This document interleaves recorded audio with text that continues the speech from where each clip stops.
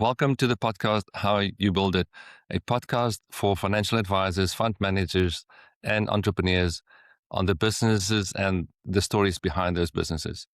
On the show today, I have Liron Mazor. Liron is a client, but also a friend that I've met about 3 years ago, Liron.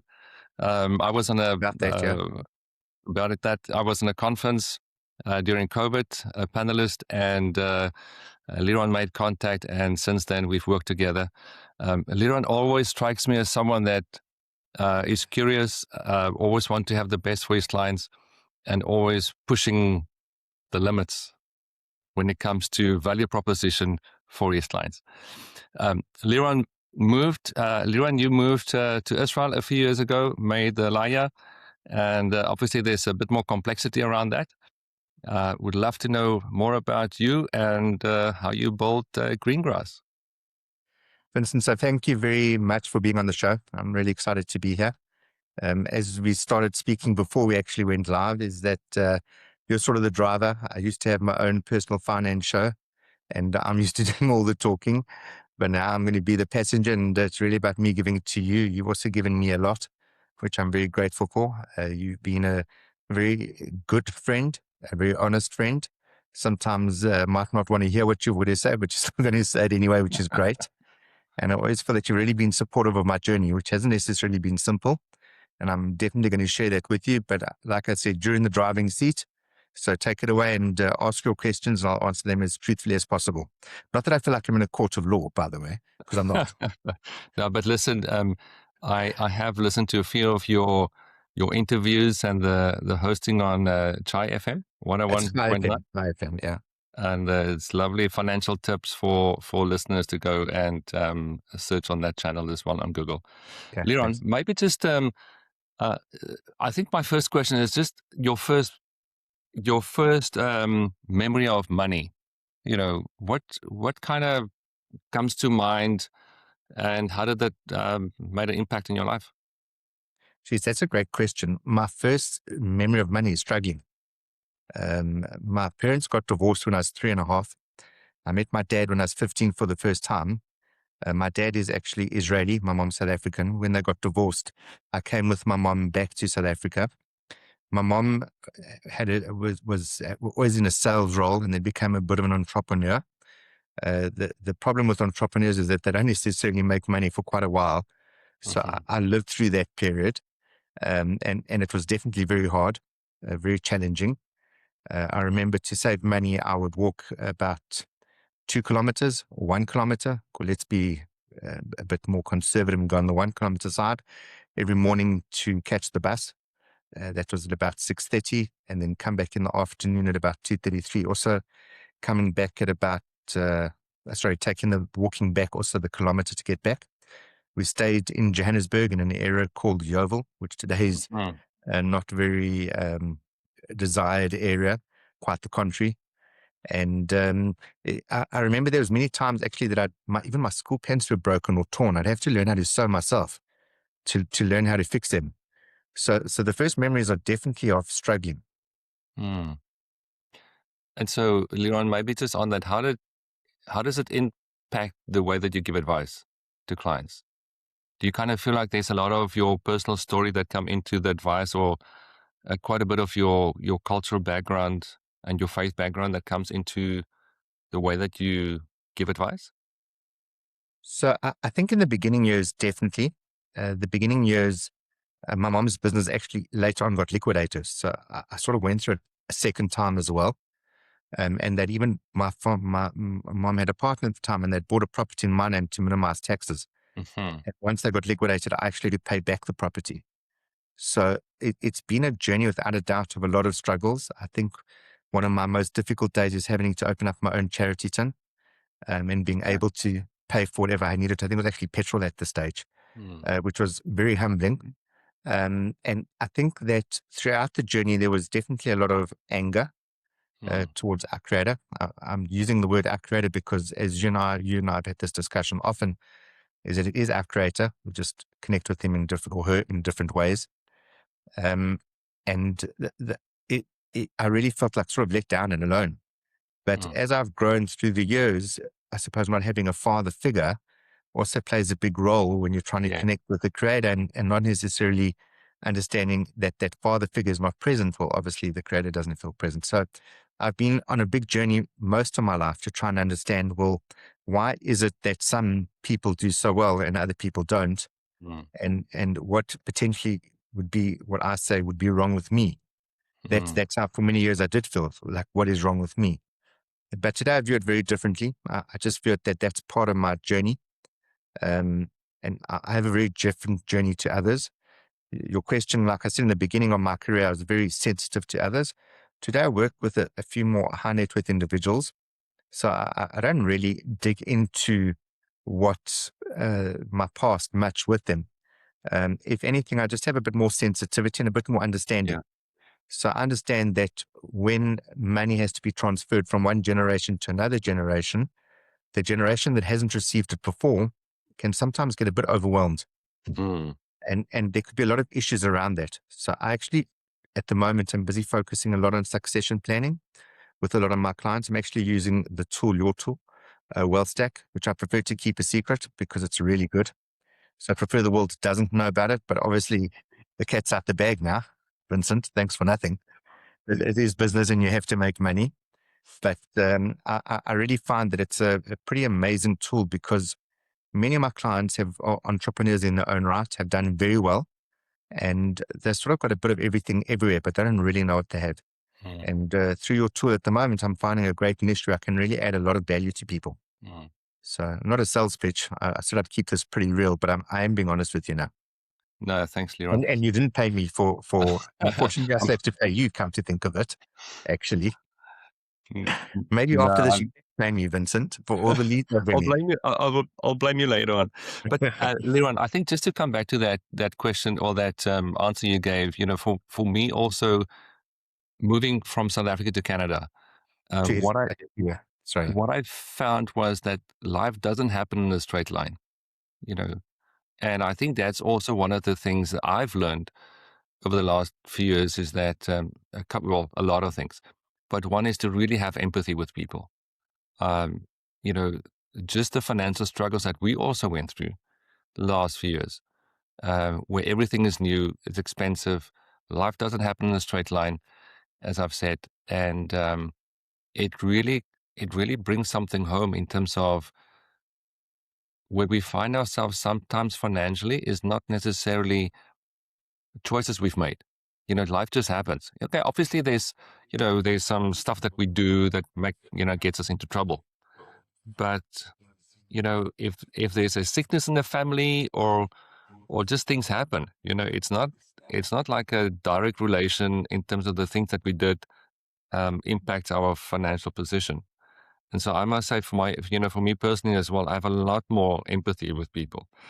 And we just had a discussion last night with a few friends on this topic. We compare ourselves with other people and instead to be content with what we have. And I think that's also why I've been quite aggressive in my own life, also in terms of debt, pay off debt, because debt mortgages the future, and we somehow assume life is going to be the same for the next 5 to 25 years, which is not the case. I mean, you probably experienced that moving to Israel. How different was that in your own expectation than when you were still in South Africa? My biggest change, I suppose, in my life is learning humility, but learning real humility because I came out very arrogantly, thinking that I could do a lot and Hmm. um, having a father that's Israeli and speaking Hebrew and having an Israeli mentality allows me to integrate very quickly into the society. But I think also coming from a bit of a South African background, and it's no negativity against South Africans, because I think we really are quite talented all round. I think we're very good holistic Mhm. at everything that we do. But with that comes a bit of arrogance. And moving has humbled me a lot on many, many different fronts. Um, I think because of that, without a doubt, I'd say I'm definitely more compassionate. I mean, the average person in the street, like a cleaner, I might have in the earlier days viewed myself above the cleaner. Today, I will view Mm. myself equal to the cleaner. And I will respect that when he's cleaning, I'll excuse myself for walking there or ask permission if I may walk there. Mm. Whereas in the past, I might have been so like nonchalant about it and just walk, Yes. not really saying, because that's the way I'd see it. So I'm definitely more compassionate to everybody.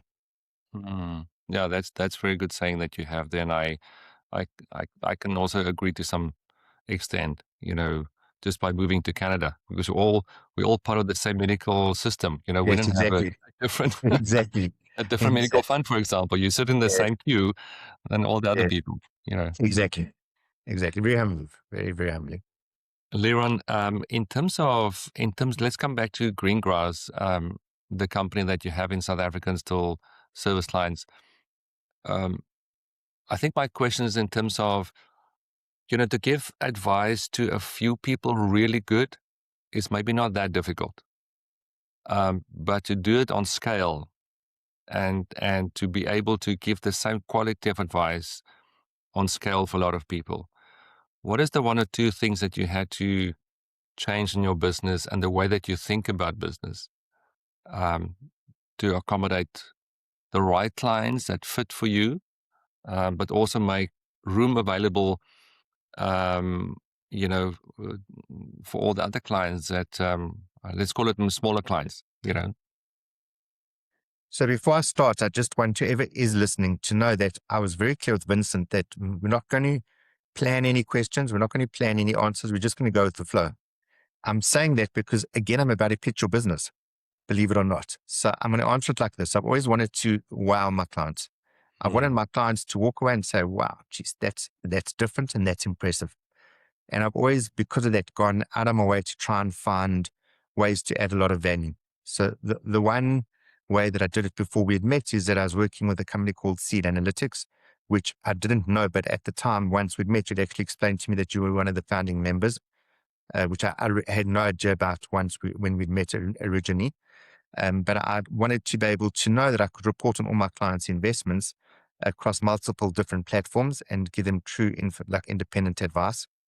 Where it really became quite an amazing feature that because of your relationship with Seed and being a founding member there, and now being a founding member of your company at the moment, WealthStack, you've been able to integrate Seed into your business, which really gives quite a powerful um, opportunity for clients to really understand not only what they've got, but to actually monitor them. Sometimes we sit there and we say, geez, it's so important for you to understand not necessarily what you've got, but what your road is, where you're going and how you plan to get there. And also what that looks like, because you need to be able to monitor it. Now, you've been able to bring both those worlds together because not only are we able to see through the dashboard exactly what a client's got, we can see what their goals are and we can see mm, whether they're tracking onto those goals or not. That is a very, very powerful tool and quite a wow experience. Now, I mm, experience that all the time, but I had a client now whose husband is a stockbroker in his own right. And they want to look at buying a property somewhere. I'm not going to discuss where. And they had a few questions and they wanted to work out a bit of data. So they actually logged onto the dashboard before meeting with me and they were quite blown away to the level of data they could mm. access because not only have I uploaded their policy schedules or their investment schedules, but they're actually updated on a monthly basis. So the data is Yeah. very real and fresh. And when you take into account the seed analytics, the what do you call it? The monthly investment statement. Mm, Not only do you see a quarterly return, but you can see your annual return, 6-month return, 12-month return. Like you can really delve mm. quite deeply into it. And there's a lot of very good conversations that you can have with your clients, but also not only do you feel like you're on top of it, but your clients Yeah. actually feel on top of it. Yeah. And what I did is to try and also, I'm looking at products all the time to see how to add value. And there's a company called Profile Me. And Profile Me, what I've done is I've actually put on a link to your dashboard, which means that via sort of a phone app, it's a mini website that converts to a phone app, but technical. We don't have to go through that at the moment. But it allows people to basically access your dashboard via what looks like a phone app as well. So they Mm, don't really know the different companies and how they work, but mm, to be able to integrate technologies with each other and being able to give sort of a seamless service is exceptionally powerful. And So this maybe, wasn't, this again, this was not planned. I was very clear with Vincent. We're just going with the flow.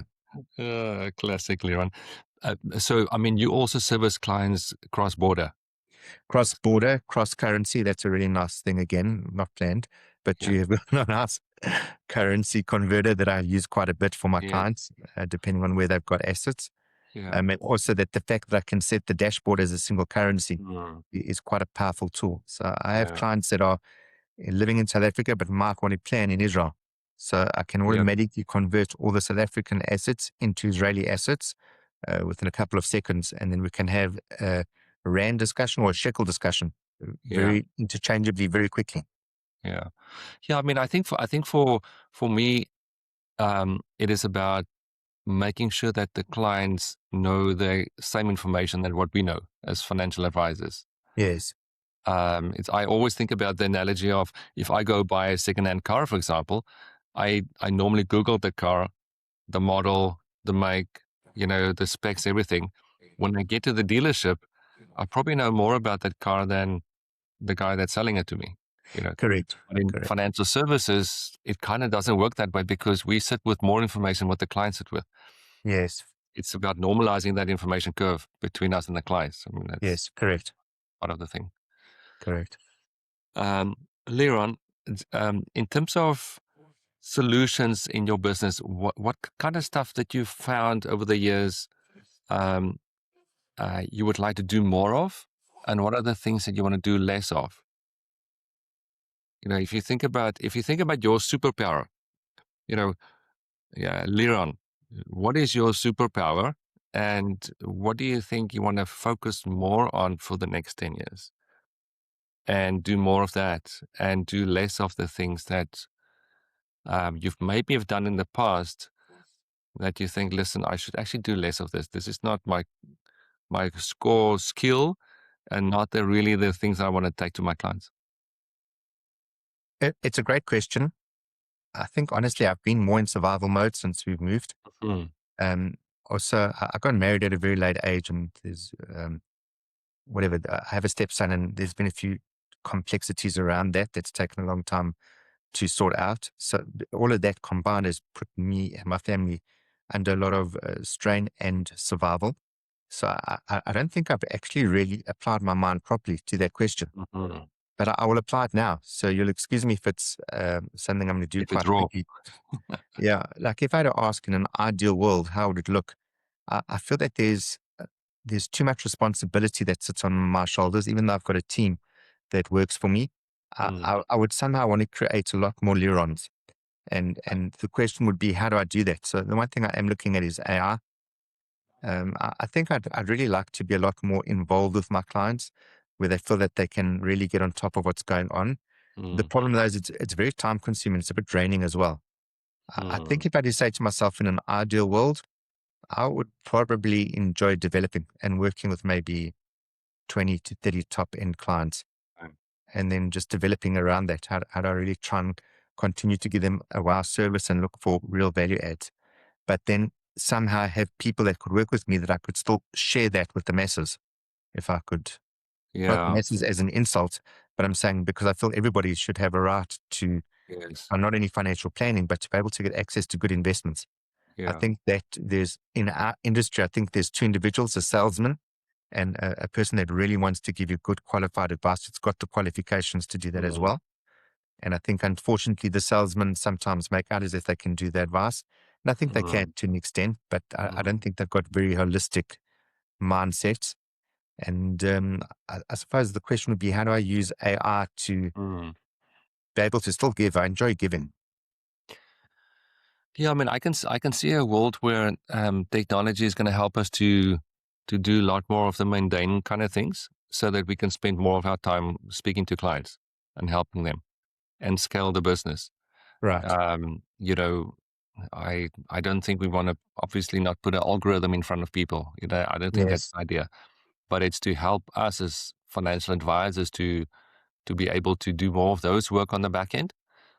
So that we can speak to more people, and maybe, yeah, just speak to like people that may have not been part of your client base before. Yes. So Yes. that we can give a better service to more people. Yes, That's potentially where it's going to move to. yes, I understand. I agree. I agree. Liron, you mentioned earlier of making more Lirons, and you kind of touched on AI. But if you had to mentor another financial advisor, what would you say to him or her that's maybe 10 years younger than you? I'm the boss. Okay, other than that, what is the stuff that you think they should know? There's so many things, okay, but one or two that you think, man, if I knew this like 5 or 10 years ago, well, there's a lot of stuff because you moved to Israel. There's a lot of things I wish I knew before I moved to Canada, for example. But what is there one or two things that you think, man, I wished I knew that? It's a good question. I I don't know. I honestly I don't know, because I feel that if I really want to know something, I just apply myself. Hmm. So it's not like, for example, AI at the moment is moving into the next generation. What does that mean? As of last week, Claude and ChatGPT launched new versions, but they allow now for programming. Yep. So, and it seems to be quite revolutionary from most reports that I'm getting. So now my question is, okay, so where do I feel I could use that, and sort of how could that maybe add value to my business? So now I'm researching it and looking into it. And I think that we're in such an evolving world. I can't say to somebody, because you have to find your niche. And the only way to find what you like is maybe to know what you don't like. And the Yeah. only way to know what you don't like is to actually trial it. Yeah. So I would just say, just be persistent. That would be the only, try everything, be persistent, don't give up, and ask questions and explore. Do you? I quite like that persistency. Do you think it's a, a Liron thing, or do you think it's also part of the South African culture? I think it's a bit of both. I think it's generation based as well. I think it depends on which generation you are. I don't know if the younger generation's got it as much. I think the older generation's pretty persistent. I definitely think in South Africa, you've had to deal with a lot of things on an ongoing basis and work around it Yeah. always. Whether it be a staff issue, whether it be a electricity issue, whether it be a water issue, whether it be a BE issue. I mean, you've always got an issue that's popping up in front of you, and you need to use some creativity to decide how best to deal with it. But I don't know. I think it's part of my personality, because I've had to fight for everything. Okay. So I don't know anything else. Yep. Um, yeah. So I mean, I've hit rock bottom on a constant basis. So I really have to have the strength to build myself up and keep going. And that I wouldn't say is a Liron thing. I'd say that's maybe just what the creator wants from us. Mm. Well, it's very encouraging, Liron. Let's close off the discussion. Thank you so much for your time. But a few smaller things.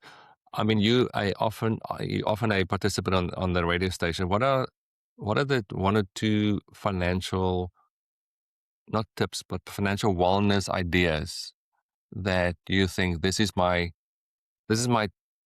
top one or two that I would love to make sure that my kids know these two or three things? Okay, great question. In hindsight, maybe we should have prepared and explained to you why. Because what I do now on the radio show, I mean, guys are crazy. They give me 7 minutes, which I can't, I've got to fit in I've 7 minutes. listened to some of those 7 minutes. It's a lot of information that goes in there. Yes, no, because they really have to prepare and apply myself. But my new thing, thanks to ChatGPT, is I try and add in a poem or two with the lesson, and I try and even end off it, but make it funny as well. So I could have given you an example had we planned, but whatever. It was my insistence that we just go with the flow. And so if I had to say there was things that I really want my kids, which I try and teach my kids all the time, is one is the only thing you own in this world is your name. Don't play around with that, because without that you've got nothing. Doesn't make a difference. And just again, persistency. You don't know what life's going to throw at you. You can plan for whatever you want to.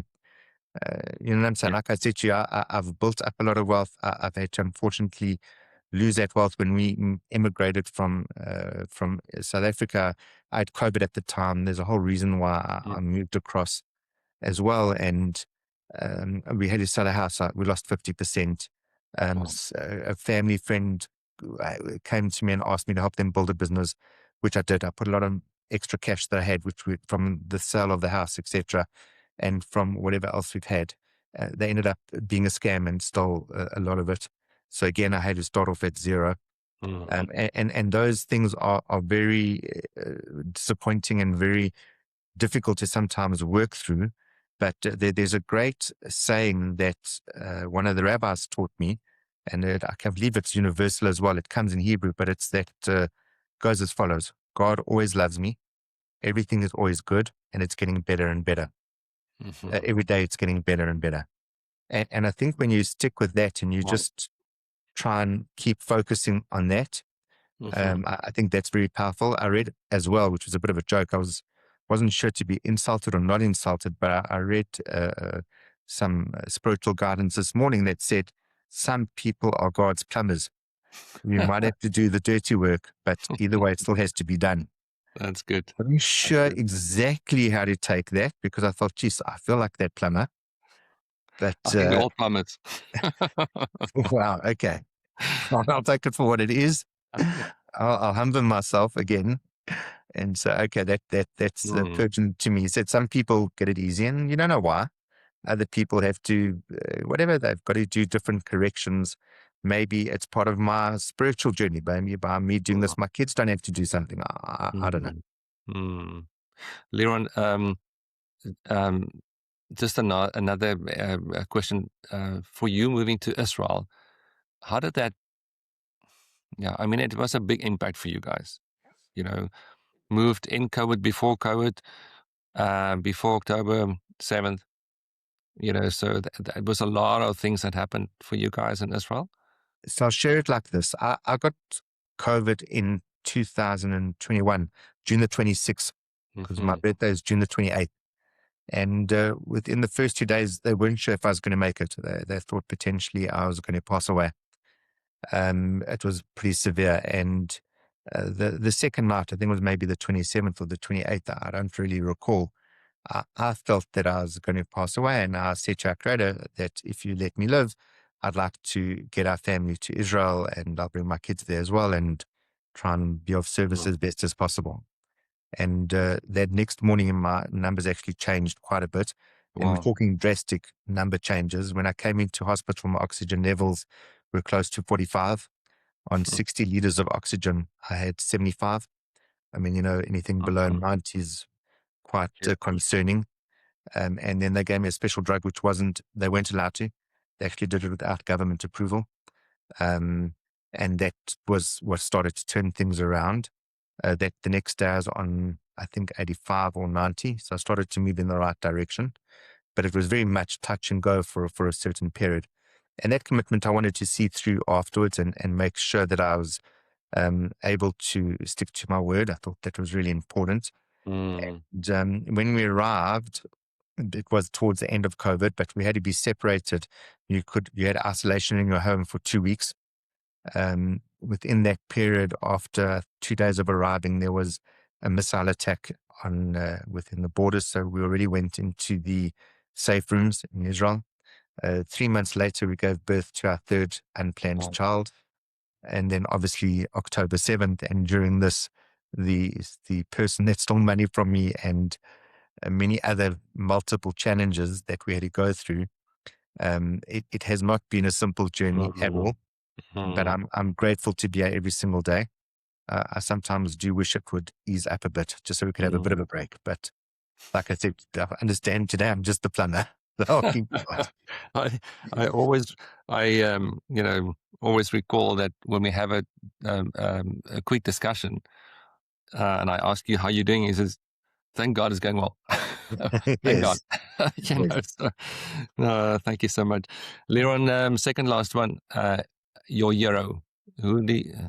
Is there a specific person that's your hero? Maybe someone that you know or someone that you don't know? Um, Wow. who's Liron's hero? I don't have a hero. I don't have a hero.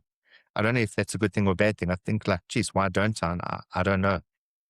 I'd have to think about that. Let's leave that one. I, I Last one. I think that's my own challenges though. I'm saying that's because I've like what I've had to go through. Yeah. And like when you ask me straight away, I'd say our creator is my hero, but I Mhm. don't know if that's even realistic. I think that's good. Last fun one. Are you a Microsoft guy or an Apple guy? Both. Ah, now that's disappointing. Got to cover both sides. Well, somebody once called me a beaver. You have a bit of everything. I said, yeah, that's why I'm covered. You take the best of both worlds. Yes, exactly.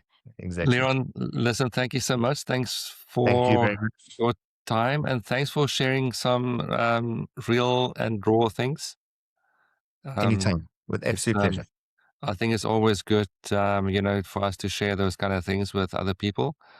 And just to know that, even when we speak to clients, that they also know that it doesn't always happen in a straight line. Yes, exactly. And thank you. Thank you for building a great dashboard. Done a great job there. Ah, thanks, Liron. Okay, man. Have a great day. You too. Thanks, Vincent. Okay. Bye-bye. Bye.